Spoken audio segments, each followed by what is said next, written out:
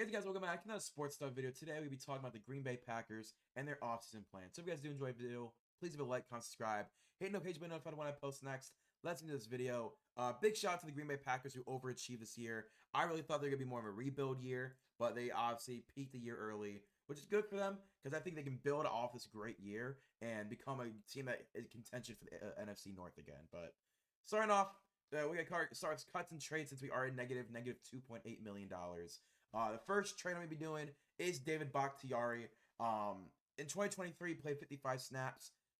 He's not healthy. In 2021, he missed all the season, played some of last season, and then immediately gets injured again this year. You just can't trust David Bakhtiari. He's been dealing with injuries the last 4 years, basically. You need to move on. Save yourself $21 million. Jets could use him, so I'm going to be trading him to the New York Jets. I think he might have to eat some of his cap space to get a quality draft pick back. So I am okay with, eating some of that cap. Lots of teams would be willing to take the chance. He is a former All-Pro, Pro Bowl tackle who last year did play snaps. The Jets are very desperate, and if they wanted to concede to Aaron Rodgers, I think there's another concession I can make. Grab David Bakhtiari. They're in need of a left tackle. He's been an All-Pro before. So I'm going to be trading a 2024 third and a 2025 fifth with David Bakhtiari. I went on both the Jets and the Packers Reddits to see what some mock trades they had, and the consensus was either a 6th round pick because he's injury prone, or a 1st round pick because he's possibly a Hall of Famer. It's whatever. I went right in the middle of 3rd and the 5th. I feel like it's pretty fair in value for what David Bakhtiari can provide you. For the Jets, you get a potential All-Pro left tackle for Aaron Rodgers, who's familiar with him. For the Packers, you get cap space and draft picks back they can then use in this draft. Then we'll be trading for Jed Wills after trading away David Bakhtiari. Jed Wills this past season had a 54 PFF grade, 60 pass blocking, 55 run blocking, 6 penalties and 3 sacks allowed before getting injured. He's a young tackle, so obviously it fits the timetable of this team. I think this team's on the up and up, and Jed Wills is getting a 2nd contract after this trade, yes. But for me, he's on a 5th-year option. We're going to trade 1 pick for Jed Wills. I think it's a very fair offer that we send them. So on a 5th-year deal, it's basically a 1-year prove-it deal for Jed Wills. After the season, you can let him walk, or you can re-sign him if he does improve for your team.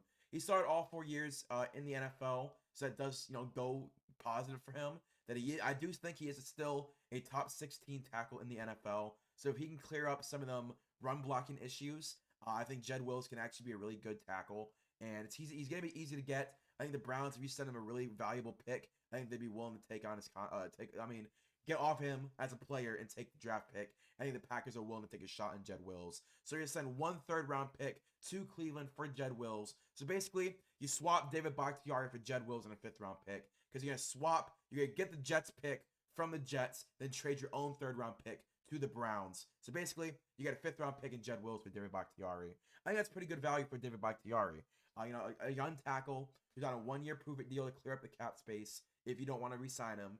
And if you want to re-sign him, you can sign him to a 4 or 5-year deal as he's only 25 years old, and you have a tackle of the future. But me, I'm going to let him walk and get that cap space back instead of tied up for another 2 years. Then in restructures, basically everyone is going to be restructured because I don't see him cutting any of these guys. Aaron Jones was the only one I thought about trading, but I'm going to keep Aaron Jones, let A.J. Dillon walk. Where is he? I'm going to keep Preston Smith instead of letting him walk. I'm going to restructure his contract to keep him on the team. Devondre Campbell, same thing. I'm going to keep him on the team. He's played really well for his defense. He's at stud linebacker. So $11 million for Kenny Clark, $11 million from Jaire, 7.7 from Aaron, 7.7 from Preston, 5.3 and 5.3 from Elton Jenkins and Rashawn Gary, and 6.7 from Devondre Campbell. I think it makes a lot of sense. Get these 6 players restructured. They're going to be on the team. Might as well get their money back from you. You get $55 million in cap space. You now have $81 million to play with. And for this young team, I'm taking shots. So in re-signings, I'm not re-signing a single person. First time I've let anyone ever walk. First time I've let every single person walk in free agency. I just don't see anyone that is integral to this team. Notable free agents I did let walk were John Runyon, their starting right guard, Jonathan Owens, their starting free safety, A.J. Dillon, their backup running back, Rudy Ford, a rotational secondary member, and Darnell Savage, their starting strong safety.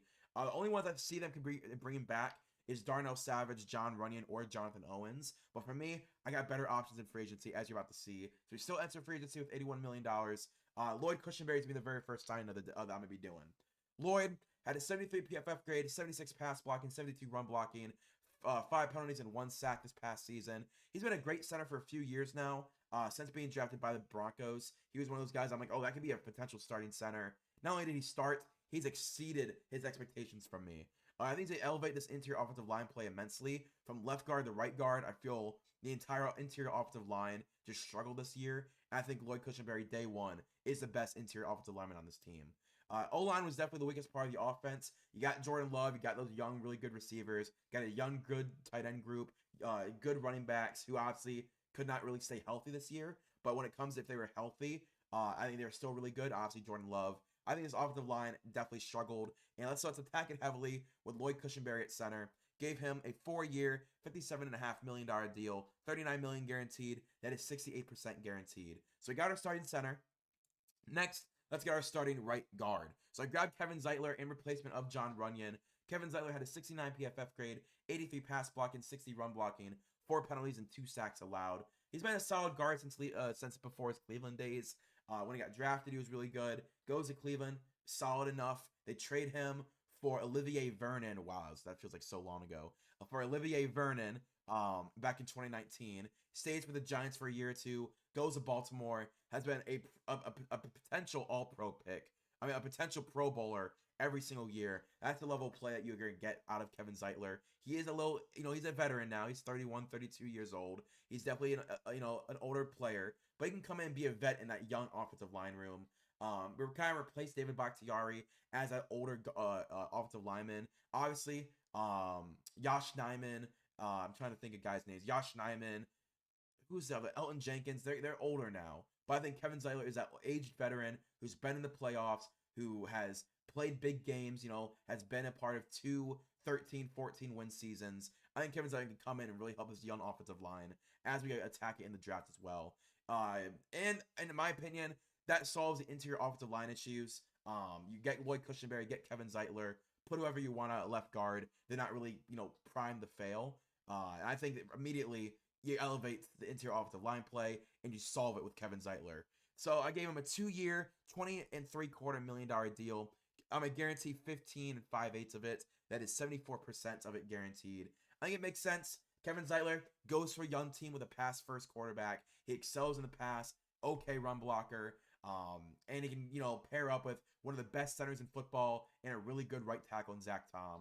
It makes a lot of sense for me to get this. I think Kevin Zeitler would love Green Bay as well. He always plays with those hard-nosed teams. Then we're going to make a big splash in free agency with Justin Madubuike leaving the Baltimore Ravens as well with Kevin Zeitler, headed over to the Green Bay Packers.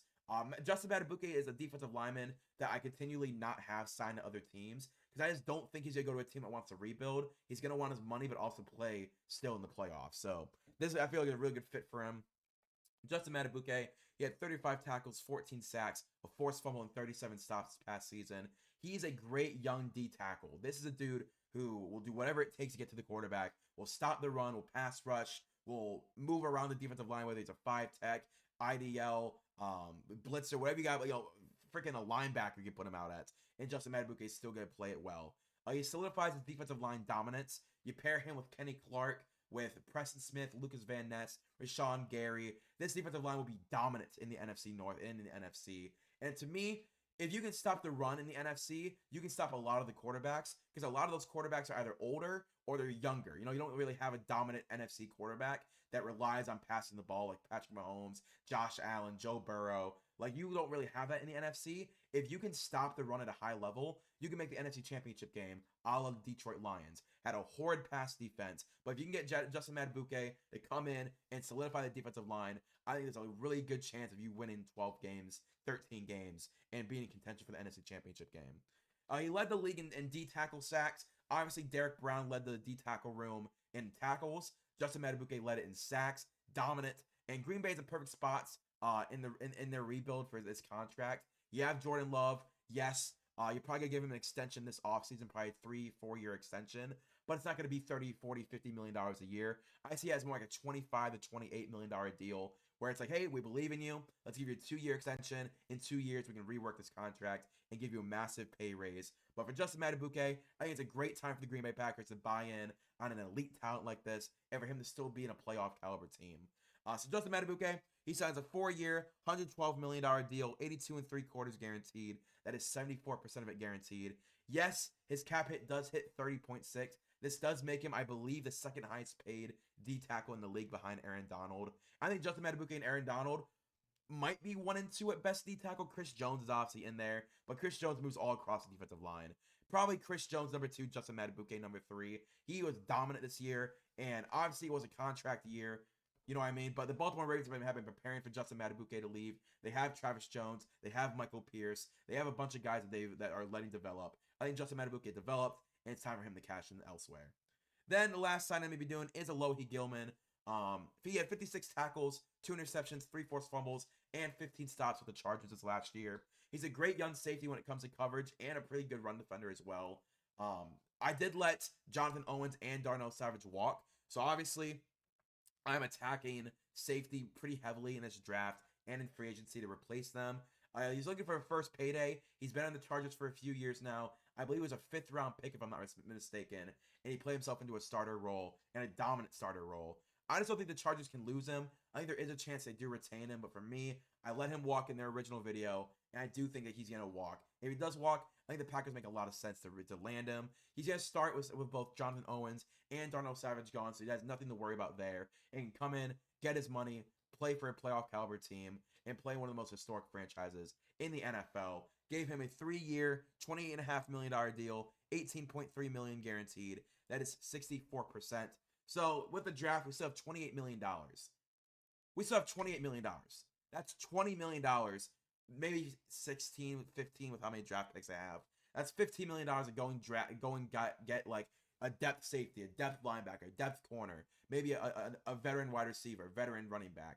Like there's things that you can go and get with that money that I decided to leave up to Brian Gutekunst and just get with the guys that I think are immediate starters. That's what I usually do is if I don't do an immediate starter signing, it's a high value rotation player. I think their rotation is set. I think they need those veterans that can back up these guys. You know, cheap deal, high upside young players. So this maybe if they need to start, can start. But no one I could think of when I did this video. As you can see, again, a pretty big draft class. Obviously, we traded David Bakhtiari. We received the Jets pick. We then traded our own pick to the Browns for Jed Wills. So, evened out. At number 1, at 25, I grabbed Graham Barton from Duke. So while I do think Jed Wills has a chance to develop at left tackle, Graham Barton, if he doesn't develop, is a really solid left tackle option towards the later end of the draft.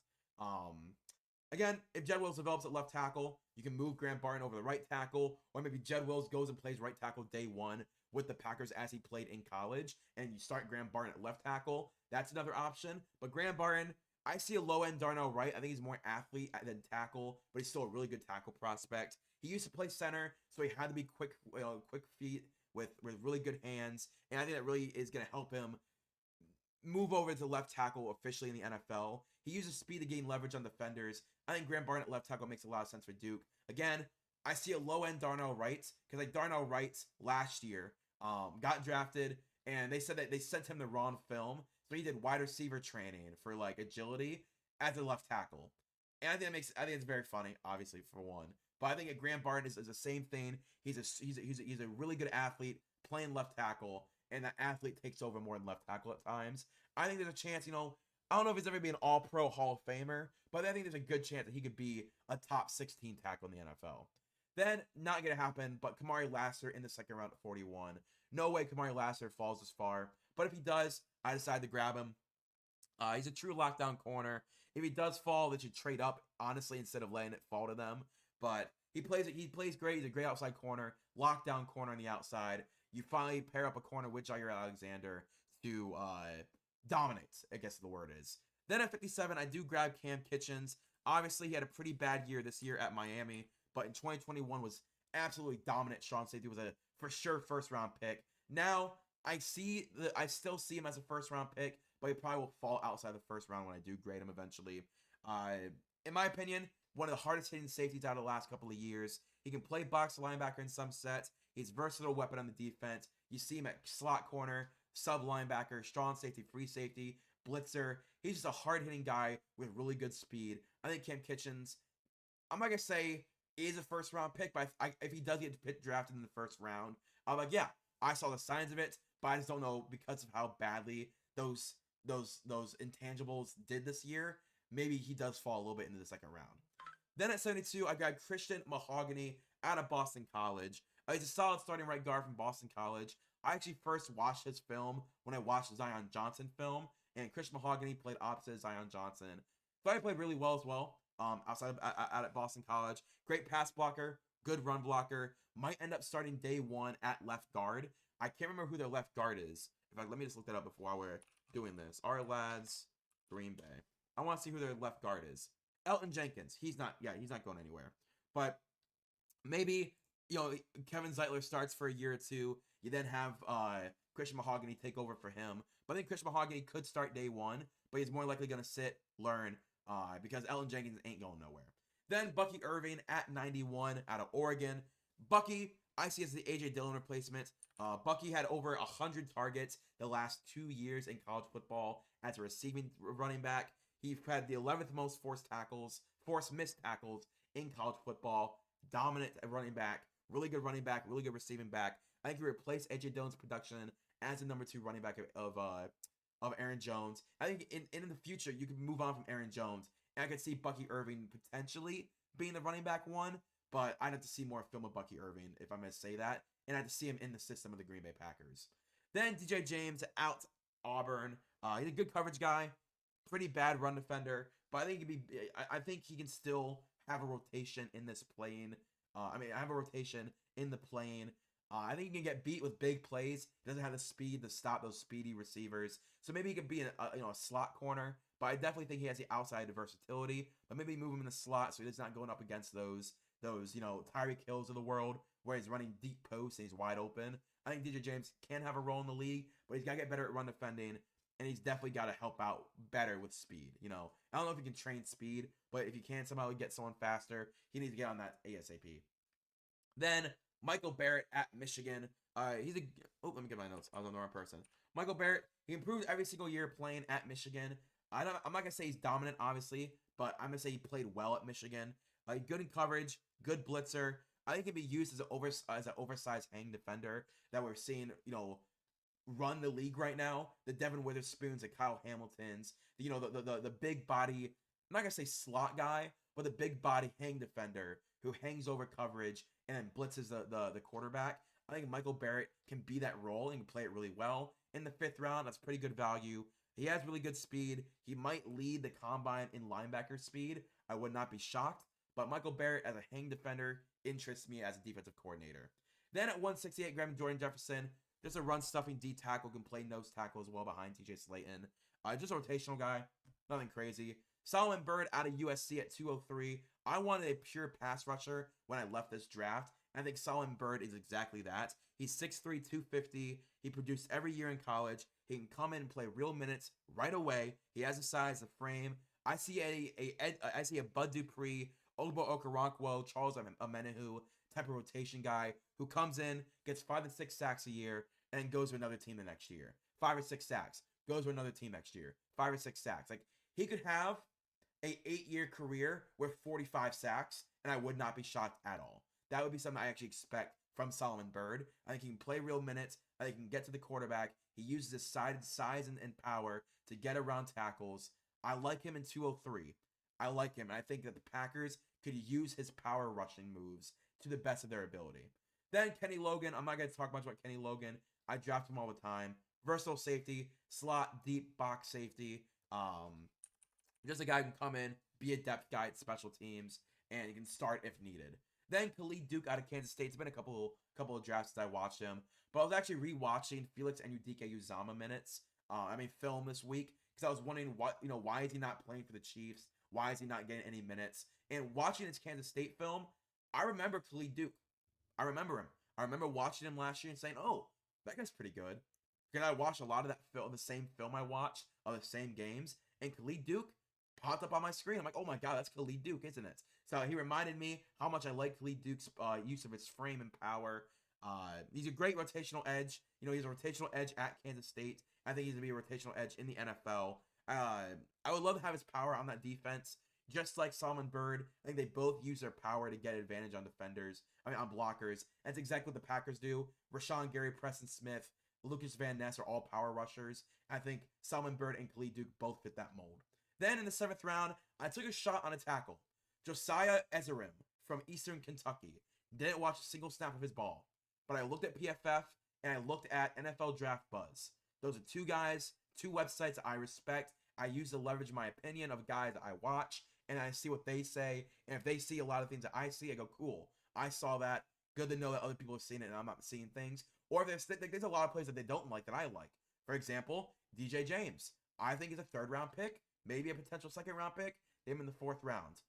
Jordan Jefferson, I have a 3rd, 4th round grade on him. He's a 5th round grade in PFF. Kamari Lassiter, 1st round grade. They have him at number 43 on their big board. Cam Kitchens, I have probably in the 40s. They have him at 80. Like, you got to use everything that you have around you to get your own opinion. And Josiah Ezerim, two people that I trust, like Josiah Ezerim. I didn't watch any of his film. I looked at his PFF grade, looked at what his pros and cons are. He had a solid season at Eastern Kentucky as their starting right tackle. Last year had a pretty good season as well. This team likes to take late round shots on the offensive line. As you can see, I don't really have any late round draft shots. But I think Josiah Ezerim, he's 6'6", 320, has a frame. I think there's a chance that Zach Tom and Josiah Ezerim could be fighting for starting right tackle. If not, he's a developmental tackle, could be a backup. And nothing wrong with that in the 7th round. But yeah, it gives me a B-. I don't really disagree. Again, I think a lot of the guys that I have higher on my board, like they gave D+ to Cam Kitchens. I think Cam Kitchens is in the 40s. That's why I think I have him at. And Kamari Lassiter is in the 30s for me. And he's number 43. Give me a B-. So I think they do give me a little harsh rating. But yeah, they overachieved already. I think with this draft and the free agency they have, they could really compete for that number 1 seed in the NFC. But if you guys enjoy, please like, comment, subscribe. Hit the notification button to know if I want to post next. And I'll see you guys later. Peace and bye.